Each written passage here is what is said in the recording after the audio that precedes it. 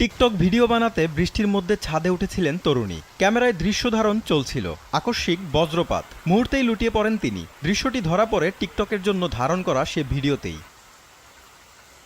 মঙ্গলবার দুপুরে শরীয়তপুর জেলা মুক্তিযোদ্ধা কমপ্লেক্সের ছাদে এমন দুর্ঘটনা ঘটে। বজ্রাহত তরুণী শরীয়তপুর জেলা সদরের ইসলামী চক্ষু হাসপাতালের পরিচ্ছন্নতা কর্মী। দুর্ঘটনার পর তাকে উদ্ধার করে শরীয়তপুর সদর হাসপাতালে ভর্তি করা হয়। আমরা দুপুর টাইমে খাওয়ার জন্য সবাই চলে গেছি, তো ওরা ছাতা ছিল না বিধায় ওরা চলে যেতে পারে নাই। ওরা ছাদে গেছে দুটা মেয়ে, যাওয়ার পরে দেখা যায় যে ভিডিও করতে গিয়ে ওই মুহূর্তে বজ্রপাতের ঘটনা ঘটে।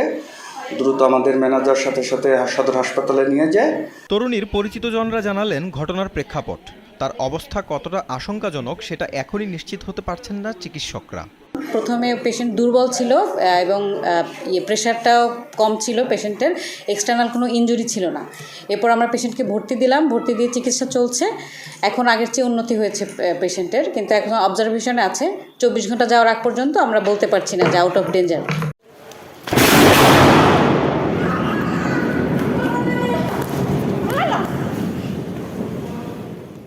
টিকটক ভিডিও বানাতে বৃষ্টির মধ্যে ছাদে উঠেছিলেন তরুণী। ক্যামেরায় দৃশ্য ধারণ চলছিল।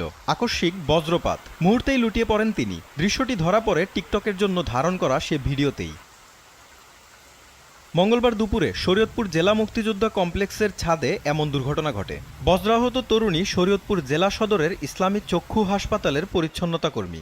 দুর্ঘটনার পর তাকে উদ্ধার করে শরীয়তপুর সদর হাসপাতালে ভর্তি করা হয়।